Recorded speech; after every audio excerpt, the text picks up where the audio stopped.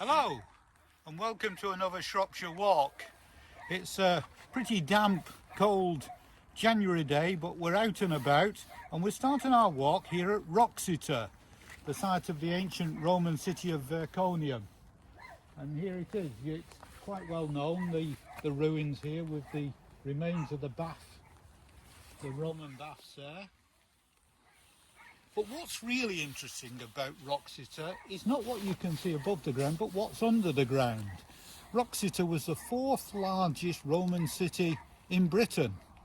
And after the Romans had left, it more or less relocated to Shrewsbury, which was a position on the river that they could defend more easily. And the city was just left. But as you can see, there's not much left that you can see because they used it as a quarry. They just came along with their carts, or most probably barges from Shrewsbury, loaded up with stone, help yourself, and then took it away.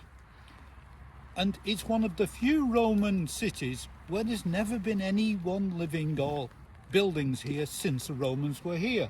So if you look around, and it's a vast area it covers, it's a good kilometre square. The far hedges roughly mark the boundary, but it's a good kilometre square. There's nothing here. You can look this way, as far as you can see this way. By the way, that's not a Roman house. It's a Roman design house, but it was built for a TV reality programme a few years back. It's not the original, but all here is where the Roman city was. And because the ground has never been disturbed, archaeologists can tell from the foundations exactly the layout of the city. So it's a very important archaeological site. Anyway, we're going for a walk. It's quite a long walk, 5-6 miles. We're going to walk out to Eyton on Severn, then turn left across the fields to the little village of, or hamlet of Donnington, across through there to meet the old A5 at the Horseshoes pub, and then back along what is more or less the old Roman road. It hasn't been changed much since. Back to Wroxeter. So, off we go.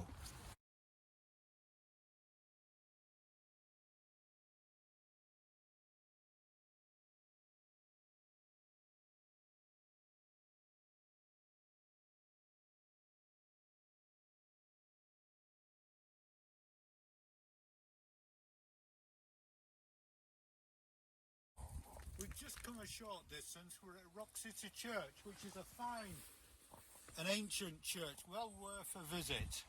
But we talked earlier about the Roman stone being quarried and used elsewhere, and we've got two fine examples here. The two columns which form the gate posts for the church, they're just Roman columns. Recycling at its best. Here we are inside Wroxeter Church, and here's this incredible, massive font, and it's just the top of a Roman column.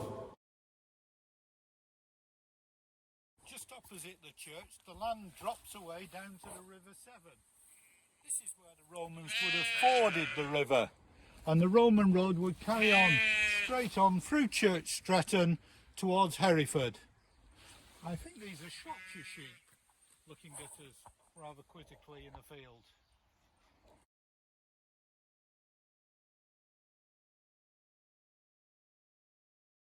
We've walked along the lane until we get to Eyton on Severn, and here, amongst the farm buildings and farm cottages, is a most extraordinary sight.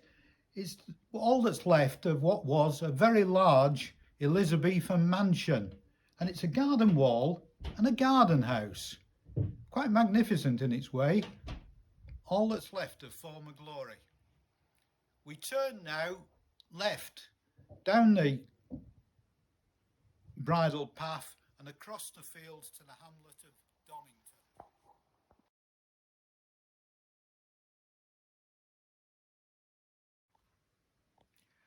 We've come to the small hamlet of Donnington, not to be confused with a larger Donnington the other side of Telford.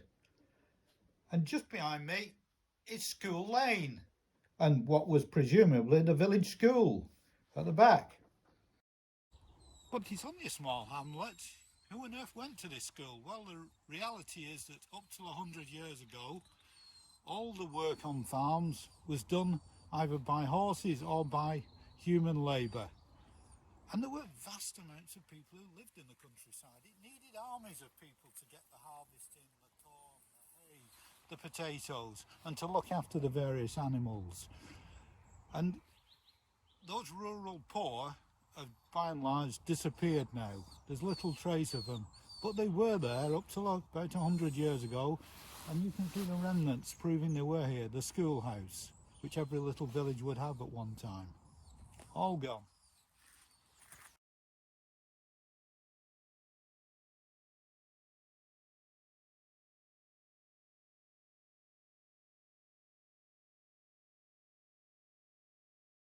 We've come out at the end of the farm trek through the fields at the Horseshoe Inn, which is on the old A5. Sadly closed now because of COVID. Beside it is the old garage, now a caravan sales place. But it used to be, with its sister garage on the other side of the road, a very lucrative enterprise. When the motorway only extended as far as motorway extended as far as Telford, you came off the motorway, and these were the first two garages, or the last two garages before the motorway. Then another 50-60 miles before you got to Coventry to get any petrol. They made a fortune. Sadly for them, when the motorway was extended to Shrewsbury, the golden goose was gone. Dobies has made the fortune now out of being the first petrol station at the end of the M54.